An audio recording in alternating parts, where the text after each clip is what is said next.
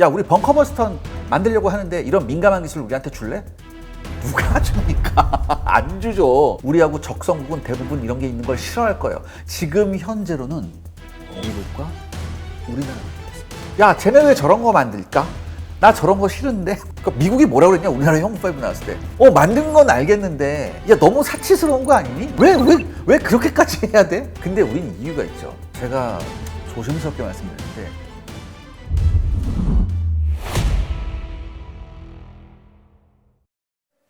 시청자 여러분 안녕하십니까? 샤를의 엑스파일 시간입니다. 자, 이 샤를의 엑스파일 시간에서 여러 가지 아이템을 소개해 드렸는데 오늘은요 굉장히 특별한 시간입니다. 오늘은 남북한 탄도미사일을 한번 비교해 보겠습니다. 지난 국군의 날에 가장 큰 이슈가 됐던 게 현무5잖아요. 근데 이 현무5가 고중량 탄도미사일입니다. 쉽게 말해서 벙커버스터예요. 엄청난 중량을 갖다가 팍 뚫고 들어가서 지하에 있는 모든 시설을 파괴하는 게 바로 고중량 탄도미사일인데, 여기에 북한이 자극받아서 북한도 화성포 11 다 4.5라는 요런 고중량 탄도미사일을 북한이 내놨죠. 그래서 요 두 개를 한번 비교해 볼 겁니다.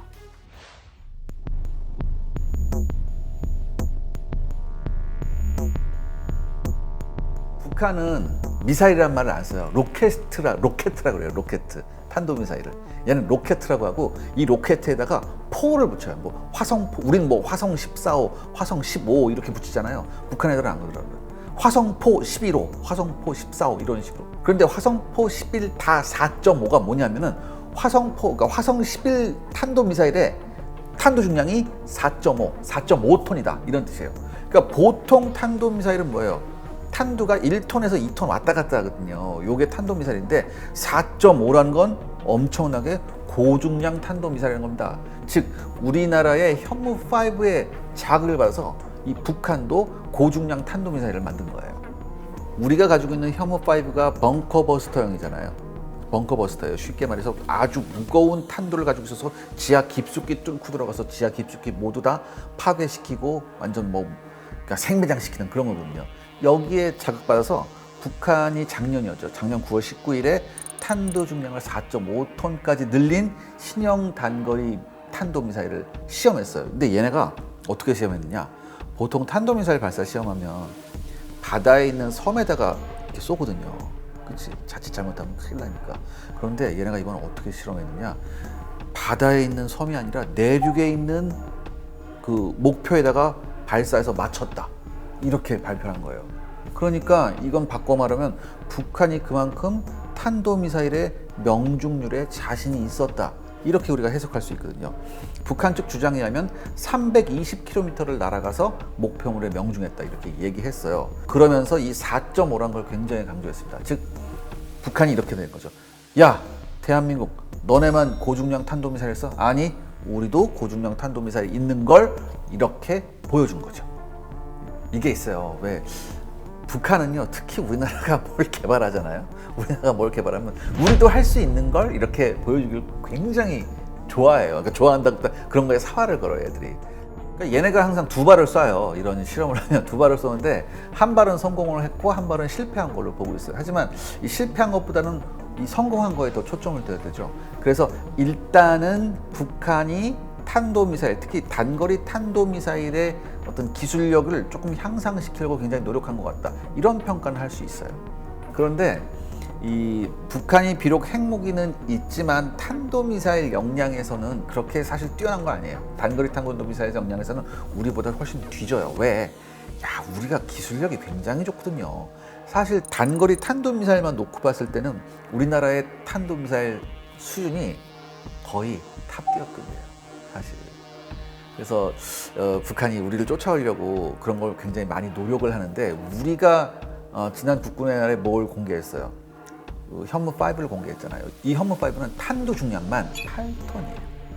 그 중에 8톤 중에 폭약은 2톤밖에 없고요. 나머지 6톤은 고강도 강철로 추정이 됩니다. 쉽게 말해서 아주 하늘 높이에서 아주 엄청난 속도로 쇳덩어리가 지면에 박힌다고 생각해 보세요. 그럼 어떻게 되겠어요? 아주 지면 깊숙하게 들어가겠죠.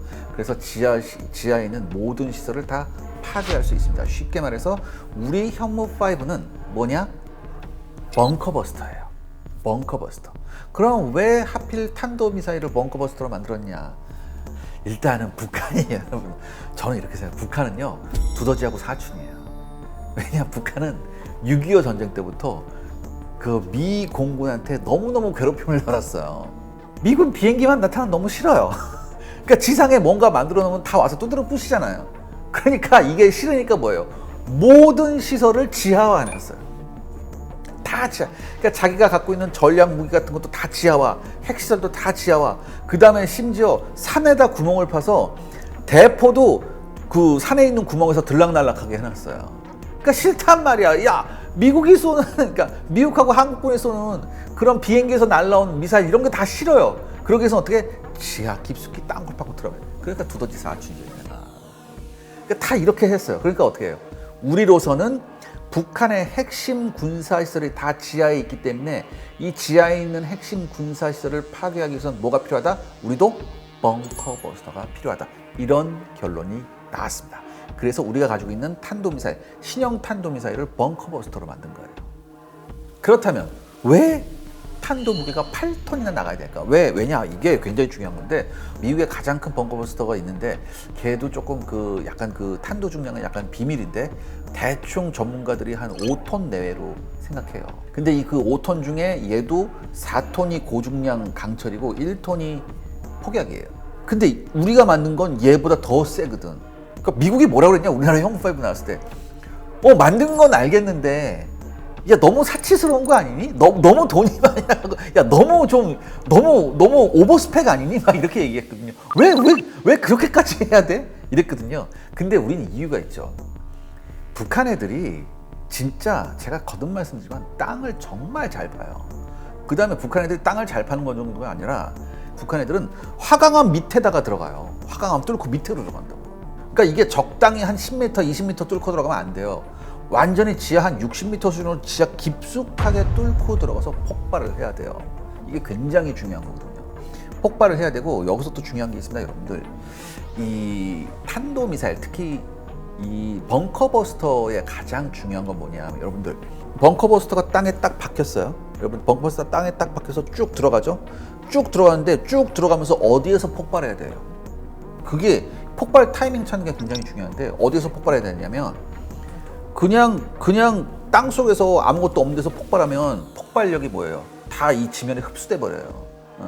그런데 당연히 벙커버스터는 뭘 찾아야 돼요? 지하에 있는 적의 시설물을 찾아야 되죠. 그럼 땅 속으로 깊이 들어갔다가 빈 공간을 만나게 돼요. 왜? 빈 공간에 당연히 뭐야? 시설이 있으니까. 이 빈 공간을 딱 만났을 때 꽝 터져야 된다고. 그래야지 엄청나게 피를 줄 수 있어요. 그런데 북한 애들은 뭘 아느냐? 한국과 미국이 벙커버스터 가진 거 알아요, 북한 애들은. 그러니까 북한 애들이 지하시설을 어떻게 만들어내냐면 맨 밑에 지하시설을 만들어 놓은 다음에 그 위에 페이크로, 위장으로 빈 공간을 여러 개 만들어 놓는다. 그럼 첫 번째 빈 공간 만났을 때 빵 터져버리면 밑에 있는 시설은 살 거 아니에요. 북한 애들이 이렇게 해놨다고. 그러니까 우리가 뭐 어떻게 하느냐. 오케이, 그렇게 했단 말이지. 좋아. 그럼 우리가 엄청나게 고중량으로 뚫고 들어가서 처음 한두 개는 뚫고 세 번째나 마지막 빈 공간에서 폭발하게 한다. 이런 기술도 있고요. 또 하나 중요한 게 뭐냐면 첫 번째 빈 공간에서 꽝 터졌어. 그럼 맨 밑에 있는 시설은 살겠지? 그것 때문에 우리 현무5가 8톤 중에서 2톤이 폭약인 이유가 이거예요. 왜? 2톤을 폭약으로 해놓으면 비록 첫 번째 빈 공간을 만났을 때 꽝 터져도 이 2톤이 터지면서 뭘 할 수 있냐? 인공지진을 만들 수 있습니다. 지금 미국이 사용하는 거 아까 5톤에 한 1톤 정도 폭약이었다고 했잖아요. 근데 이 1톤 폭약으로도 어마어마한 인공지진 효과가 있었거든요. 근데 우린 뭐야? 강철 무게도 엄청 더 무겁고 그 다음에 폭약은 2배로 있어요. 그럼 그 인공지진 효과가 얼마나 크겠습니까? 엄청난다. 이건 한마디로 맨 밑에 있는 시설이 그대로 생매장당해요. 왜? 인공지진이 일어나면서 모든 통로나 그 다음에 환기시설이 다 한꺼번에 같이 무너지고 우리가 이걸 노린 거예요. 그래서 이거는요, 북한만 무서워하는 게 아니라 우리하고 적성국은 대부분 이런 게 있는 걸 싫어할 거예요. 야, 쟤네 왜 저런 거 만들까? 나 저런 거 싫은데? 이런 거죠. 예전에 걸프전이 있었죠. 그리고 걸프전 이후에 이제 이라크 침공작전이 있었잖아요, 미국에. 이라크 침공 당시에 후세인이 걸프전 때 당한 기억이 있어서 지하 벙커를 굉장히 많이 만들어놨어요. 지하 벙커를 굉장히 많이 만들어놨는데 미국이 알았죠. 그래서 훨씬 강력한 벙커버스터를 만들어서 전쟁이 시작됨과 동시에 후세인이 있는 곳으로 의심되는 곳에다 벙커버스터를 떨어뜨립니다. 그러면 후세인 입장에서 뭐예요? 여기 벙커버스터가 떨어지네? 그럼 우린 다른 데로 옮겨야지, 이렇게 되잖아요. 근데 문제는 뭐냐? 미국이 쫓아가면서 떨어뜨려요. 그럼 여러분 생각을 해보세요. 후세인 입장에서는 지금 미국이 침공했으니까 지하에 있는 벙커에서 지휘를 해야 되잖아요. 지휘를 해야 되는데 자꾸 쫓아다니면서 벙커버스터를 떨어뜨리니까 뭐야? 계속 도망다니느라고 바쁜 거죠. 도망다니느라고 바쁘면 뭘 못해요? 지휘를 못해요. 결국은 이라크군이 제대로 된 저항조차 못해보고 지휘부가 맨날 도망가면서 지휘를 못하게 되니까 이라크군이 금방 괴멸해버립니다. 완전히 와해돼버려요. 마찬가지예요.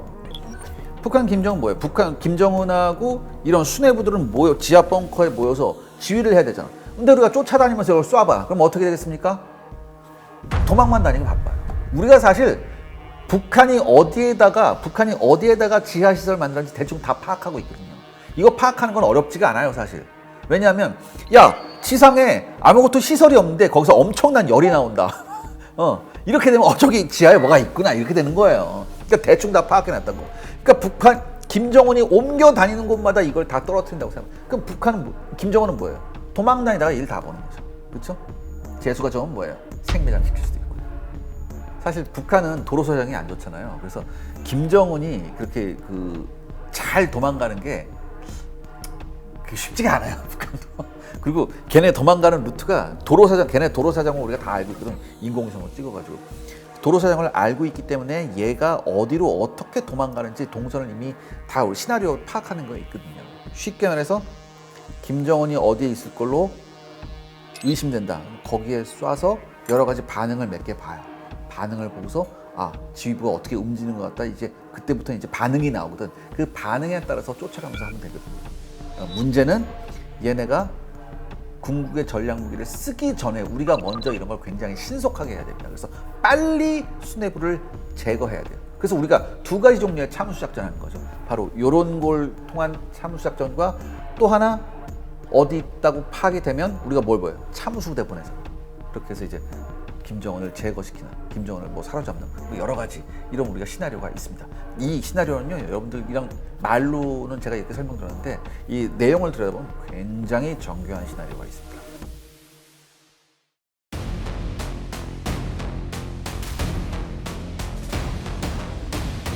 제가 조심스럽게 말씀드리는데 이 강철이 단단하잖아요. 고중량, 그러니까 여러분들 땅을 뚫고 들어가야 되는데 쇠가 얼마나 단단해야겠어. 근데 이 정도 단단한 강철을 만들 수 있는 나라가 지금 현재로는 미국과 우리나라밖에 없습니다. 엄청난 기술이에요. 그 다음에 여러분들 미사일 안에 여러 가지 센서가 있어야죠. 왜? 이 센서가 뚫고 들어가면서 이 센서가 빈 공간이었다 알아야지 터질 거 아니에요. 근데 여러분 생각해 보세요. 마하 10이 넘는 속도로 지면에서 부딪히면서 엄청난 충격을 받는 이 미사일이 정확히 센서가 작동해서 딱 한다. 여러분 생각해 보세요. 그렇다면 이 센서가 이 어마어마한 충격들을 다 뭐 해야 된다는 얘기예요? 견디고 제대로 작동해야 된다는 얘기잖아요. 이게 진짜 세계 최첨단 기술입니다. 근데 이 최첨단 기술도 우리가 이미 뭐 했다? 확보했다는 얘기예요. 이거 여러분 생각해보세요. 우리 벙커버스터 만들려고 하는데 이런 민감한 기술 우리한테 줄래? 누가 줍니까? 안 주죠. 당연히 안 줘요. 그런 거 개발도 힘들고요. 근데 우리는 다 해냈다는 얘기죠. 우리가 다 해내서 다 세팅이 완료된 다음에 지금 국민들한테 공개한 거예요. 그렇다면 바꿔서 북한이 가지고 있는 화성포 11 다 4.5는 이런 능력이 있을까? 없습니다. 없어요. 첫 번째, 북한의 현재 야금 기술력으로는 이 정도 고강도 강철을 못 만듭니다. 소재 부분이 북한이 굉장히 약해요. 북한이 ICBM을 만들었잖아요. 대륙간 탄도미사일 미국까지 날아가는 거. 그런데 미국을 비롯한 서방 국가는 아직 북한의 이 ICBM 기술이 완성이 안 됐다고 봐요. 왜 그러느냐? 이 ICBM 탄두는요, 여러분들. 탄두가 우주 공간 밖으로 날아갔다가 다시 성층권을 통해서 대기권으로 들어와야 돼요. 그러면 어떻게 해야 돼요? 여러분 영화 보셔서 알죠? 우주왕복선이나 우주선이 지구로 대기권 딱 들어올 때 어떻게 해요? 엄청난 열이 나잖아요. 그렇잖아요. 이 열을 초고온을 견뎌야 된다거든요. 근데 이 북한의 탄도미사일이 이 초고온을 견뎌서 뚫고 들어와서 정확히 날아갔냐? 아직 여기에서 북한이 실증한 게 아무것도 없어요. 아무것도 못했어요. 아직 실증을 북한이 못했단 말이죠. 그래서 서방 관계자들은 북한의 탄도미사일, 특히 북한의 ICBM이 아직 완성이 안 됐다고 봐요. 이거는 강철 등등의 소재 기술이 굉장히 중요합니다. 아직 북한이 이걸 완성하지 못했다. 그런데 어떻게 벙커버스터, 고강도 강철을 만들어요? 이거 어불성설이죠. 그 정도 기술력은 없어요. 그러니까 실험실에서 요만큼 만들 수 있겠지. 실험실에서 요만큼 만들 수는 있겠지. 하지만 이것을 대량 생산해서 양산화, 이거는 불가능한 얘기입니다. 지금 북한의 기술력으로. 또 하나 제가 말씀드렸죠. 정교한 우리 같은 센서를 얘네가 만들 수 있느냐. 이것도 불가능합니다. 이거는 증거가 나왔죠. 이번 러시아 우크라이나 전쟁에서 북한이 러시아한테 탄도미사일을 팔았잖아요. 그래서 그걸 쐈단 말이에요. 쉽게 말해서 100발을 쐈잖아요. 그 중에서 80발은 가다가 중간에 떨어졌어요. 나머지 10발은 목표 지점에서 한참 떨어진 데 떨어졌습니다. 나머지 10발만 목표 비슷한 곳에 떨어졌어요. 명중도 아니고 목표 비슷한 곳에 떨어졌는데, 이 탄도미사일 여러분 사실 비싸거든요. 굉장히 비싸요, 탄도미사일. 탄도미사일 얼마나 비싸냐면 제일 싼 게 한 20억 해요. 제일 싼 게 한 20억 하는데, 그렇다면 여러분 생각해봐요. 탄도미사일을 100발을 날렸는데 그 중에서 10발만 뭐 목표 비슷한 데 떨어진다? 이거 굉장히 수탄산이 안 맞는 겁니다. 그럼 왜 이런 일이 하냐? 이 파괴된 북한 탄도미사일 우크라이나군이 이렇게 분석을 했어요. 분석을 해보니까 안에 이제 전자 부품들이 나올 거 아니에요. 전자 부품들이 군사용 부품이 아니라 일반 상용 시장에서 구할 수 있는 부품들 있죠. 그런 거예요. 제가 아까 우리 현무파이브 할 때 이 우리 센서 같은 것들 왜 이게 첨단 기술이라고 했어요. 엄청난 충격과 압력을 견디면서 이게 제대로 센서가 작동해야 되거든. 근데 일반 상용 부품들은 이런 게 아니에요. 그러니까 여러분 이 센서가 이런 고압력, 고충격을 견뎌야 하는데 이런 상용 부품들이 그걸 뭘 견뎌요. 우리가 그냥 집에 놓고 쓰는 거야 다. 북한의 또 딜레마가 뭐냐면 여러분들, 이 미사일이 목표에 떨어지려고 하면 이거 중간중간에 유도를 해줘야 돼요. 왜냐하면 안에 있는 관성 항법 장치가 이것도 수정하고 지상에서 뭐 이렇게 신호 보내줘서 이걸 다 해야 된단 말이에요. 그래야지 목표에 비슷하게. 이거 단순 그냥 로켓이 아니잖아요. 미사일이잖아요. 유도가 돼야 되거든요. 그러면 이걸 하려면 가장 중요한 게 뭐겠어요, 여러분들? 마이크로칩이에요. 반도체 마이크로칩이라고요. 그런데 지금 북한은 국제 제재로 상용 마이크로칩조차 못 얻어요. 그럼 생각해 보겠죠. 야, 이 마이크로칩을 어디서 얻어야 돼요? 그래, 마이크로칩? 러시아제 마이크로칩도 형편없어요. 그러면 그럼 중국제 마이크로칩이 있을까? 근데 여러분 아시죠? 중국하고 북한하고 사이가 어떤 것 같아요? 지금 현재 북한이 제일 싫어하는 나라는 미국이 아니라 어떻게 보면 중국이에요. 지금 중국과 북한은 외교 관계가 파탄이 났어요. 그래서 민간기류도 거의 없고, 더군다나 중국이 아무리 유엔 눈치를 안 보고 북한을 도와준다 한들 굉장히 민감한 군용 마이크로칩을 북한한테 제공할 리는 없어요. 국가 기밀이기 때문에 안 한다고요. 그건 죽었다 깨라도 안 해요. 그러면 그러니까 여러분 이거는 마찬가지로 이란도 그래요. 이란도 이란에 샤헤드 136이라는 자폭 드론이 있어요. 그걸 러시아한테 줘서 러시아가 우크라이나에서 굉장히 재미를 많이 봤는데, 그 안에 보니까 부품은 전부 다 중국제인데 마이크로칩은 어디 거? 미국제 상용 마이크로칩을 썼어요. 월마트에서 이렇게 사는 거.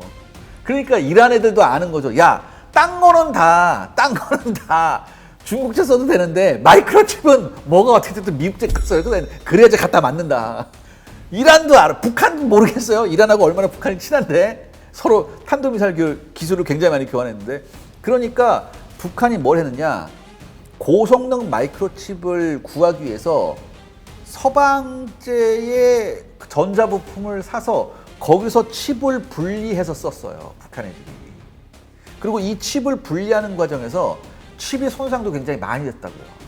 그러니까 여러분들 주로 북한 애들이 뭘 수입해서 뭘 몰래 수입해서 했느냐? 여러분 잘 아실 거예요. 여러분 플레이스테이션이라는 비디오 게임 알죠? 이 플레이스테이션 안에 들어가는 게 굉장한 고성능 마이크로칩입니다. 이거 12개만 있으면 인공위성 운용이 가능할 정도예요. 여러분 생각을 해보세요. 플레이스테이션 그 비디오 게임 엄청난 그래픽과 엄청난 작동성 보여줘. 야, 이거 그냥 그저 그런 마이크로칩 들어간 것 같아요. 아니에요. 엄청난 고성능 마이크로칩이에요. 북한 이걸 굉장히 좋아해요. 그래서 플레이스테이션 몰래 사다가 거기서 마이크로칩 떼가지고 여기서 썼다고. 그런데 이 플레이스테이션 마이크로칩도 군용 마이크로칩이 아니기 때문에 고충격, 고압력을 못 견뎌요. 또 하나. 러시아 애들이 북한제 미사일을 수입해서 써봤는데 너무 안 맞으니까 도대체 왜 그럴까 하고 분해를 해봤대요. 분해를 해보니까 첫 번째, 그 여러 가지 이게 왜 안에 모터도 많고 그렇잖아요. 이게 로켓 모터가 출력이 되니까. 그럼 뭐 이런 이 안에 뭐가 많이 되냐면은 볼 베어링이 많아야 돼.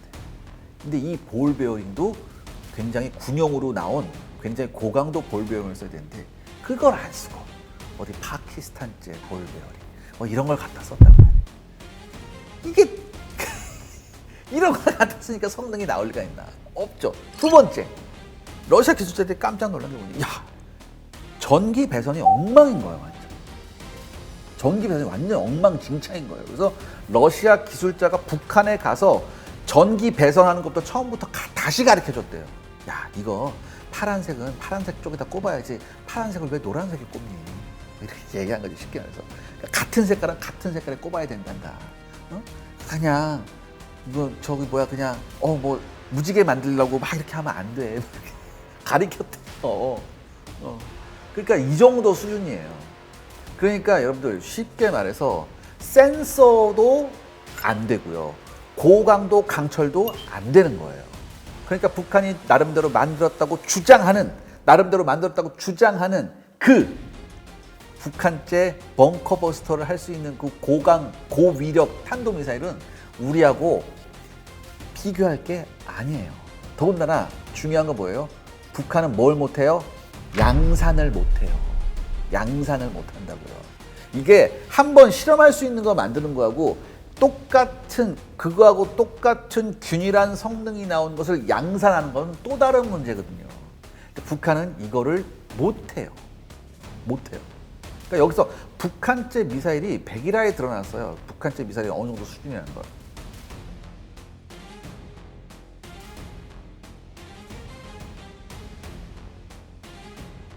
그래, 막 두드리면 야, 시키 강하다.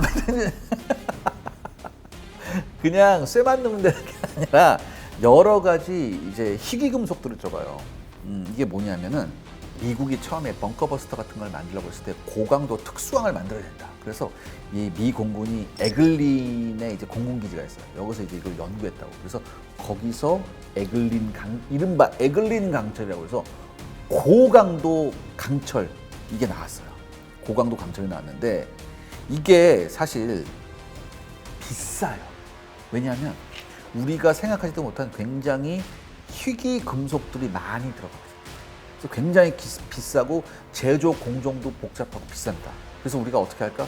미국이 가지고 있는 에글린 강철하고는 또 다른 공법이지만 저거하고 비슷한 수준을 만들어야겠다라고 해서 상당한 투자가 이루어졌고 상당한 연구가 이루어졌습니다. 근데 이 연구가 언제부터 했냐면은 2010년대 그쯤부터 됐었어요. 그래서 이게 불과 한 5, 6년 만에 제대로 된 강철이 나옵니다. 우리가 원했던 고강도 강철이 나옵니다. 고강도 특수항이 나오는 거예요. 그러니까 이게 가장 문제가 뭐냐면 여기에 들어가는 희귀 금속 중에 코발트하고 니켈이라고 있거든요. 이 코발트하고 니켈이 굉장히 비쌉니다. 엄청나게 비싸요. 근데 미국은 이 자국 내에서도 이게 나오니까 코발트하고 니켈을 꽤 많이 쓴 강철을 했는데 우리는 그렇게 하면 우리가 이게 수지타산이 안 맞거든. 그래서 우리가 이 코발트하고 니켈의 사용량을 최대한 줄이면서 미국에 있는 에글린 강철, 에글린 특수항과 같은 같은 성능이 나오는 고강도 강철을 만들기 위해서 어마어마하게 노력한 거예요. 근데 이게 미국이 왜냐면 미국의 에글린 강철 나온 게 2003년이었거든. 그러니까 그 이후에도 우리도 이거 필요하다고 해서 해가지고 이게 2011년에 그 존재가 나와요. 그러니까 여러분 10년도 안 돼서 나온 거예요. 10년도 안 돼서 이거 굉장한 거예요. 야 그냥 쇠덩이 만드는 게 뭐 그거 10년이 걸려요. 야, 아니야. 여러분들 이런 고강도 특수강을 만들려면 엄청난 기술력이 필요합니다. 더군다나 뭐예요? 미국은 뭐예요? 코발트하고 니켈 뭐 양껏 썼죠. 우린 그게 아니었다면 이거 두 개의 사용량을 최소한으로 줄이면서도 같은 성능이 나와야 된다고 해서 이거 어마어마하게 연구했는데 이게 여러분들 10년도 안 돼서 한 7, 8년 만에 나왔다는 건 여러분 제가 또 말씀드립니다. 우리 엔지니어들 여러분 혹시 옛날에 노래 중에 사계라고 아시나요?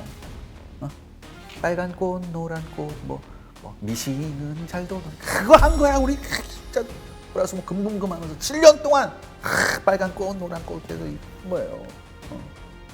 그거에서 덜커덕 나왔어. 근데 이게 나오고 보니까 물건이었다니까. 왜냐? 여러분들 이 강철의 특성 중에 하나가 뭐가 있냐면 연신율이라고 있어요. 쉽게 말해서 얼마나 잘 늘어나냐. 이게 왜 중요하냐면 엄청난 충격을 받았을 때 이 연신율이 높아야지만 강철이 파괴가 안 됩니다. 연신율이 높아야지만 강철이 조기 파괴가 안 되고 어느 정도 강도를 가지면서 타격 지점까지 들어갈 수 있는 겁니다. 그런데 우리가 개발한 이 고강도 특수강 있죠? 이 고강도 특수강이 미국의 에글린 강철하고 비교를 해보니까 이 연신율이 우리가 10%가 더 우수했어요. 그러니까 한마디로 미국제 에글린 강철보다 우리 고강도 특수강이 충격에 견디는 힘이 더 10% 좋다는 얘기입니다. 우리는 항상 그 답을 찾아왔어요. 우리나라 엔지니어들을 정말 우리가 경배해야 합니다.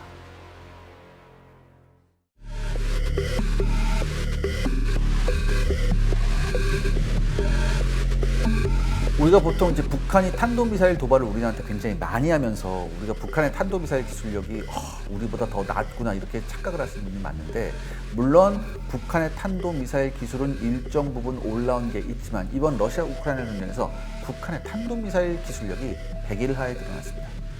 우리가 이걸 알아야 되고요. 두 번째, 우리는 항상 북한의 탄도미사일에 대응하기 위해서 여러 가지 요격미사일 체계를 개발했지만 이와 함께 우리는 뭐예요? 우리 역시 북한과 똑같이 맞설 수 있도록 탄도미사일 역량을 개발했고요. 사실상 중국을 제외하고 나선 아시아에서 가장 앞선 탄도미사일 능력을 가지고 있습니다. 특히 단거리 탄도미사일 분야에서는 오히려 우리가 중국제보다 훨씬 나아요. 일단 우리가 결심만 하면 중거리 탄도미사일, 장거리 탄도미사일, ICBM까지 갈 수도 있습니다. 잠깐! 솔직히 말할까? 현무5가 탄도가 8톤이잖아요. 8톤 제끼고 여기다 500kg 정도 무게되는 핵탄도 실어서 날려와. 얘가 몇 킬로 갈 것 같아요? 얘가 지금 8톤 싣고 한 300km 나간다고 알고 있거든 우리가. 근데 이거 8톤을 500kg 핵탄두로 대체해서 얘 날리면 몇 킬로 날아갈까? 적어도 수천 킬로예요. 이미 우리는 중거리 탄도미사일 기술은 이미 우리 가지고 있는 거예요, 사실. 솔직하게 말해서.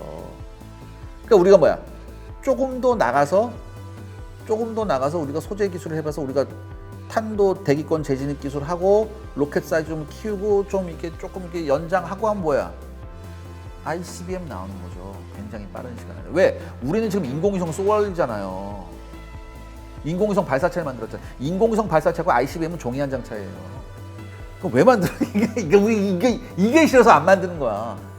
왜? 우리 ICBM 만들어봐. 또 이제 특히 러시아 지랄하고 왜? 이러겠지. 야 왜? 이러겠지. 그러니까 우리가 사실 ICBM은 만들 수도 있지만 우리가 필요가 없잖아요. 그래서 안 만드는 거예요, 사실. 그러니까 우리의 탄도 미사일 기술은 세계적입니다. 세계적이에요. 그러니까 세계적인 게 아니라 세계 탑 클래스예요, 사실. 단거리 탄도 미사일만 보면. 그러니까 중요한 건 여기에 뭐가 실리는 애가 중요한 거죠, 사실. 그러니까 여러분들 우리의 탄도 미사일 역량은 굉장히 높습니다. 일본이 제일 싫어하는 게 뭐예요? 우리나라가 가지고 있는 무기 체계 중에서 일본이 제일 싫어하는 게 뭐예요? 두 개예요. 이 현무 시리즈하고 그 SLBM 잠수하면서 탄도 야 이게 자기나 없거든. 그런 거 만들지 마. 뭐 이러면 싫어.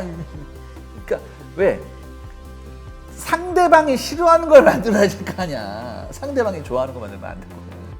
그러니까 이 정도 기술력까지 왔다. 그러니까 사실상 이번에 성능이 쉽게 말해서 성능이 뽀록난 북한제 탄도미사일과 우리 대한민국이 만든 현무 시리즈를 비교하는 건 굉장히 우리 입장에서 뭐다?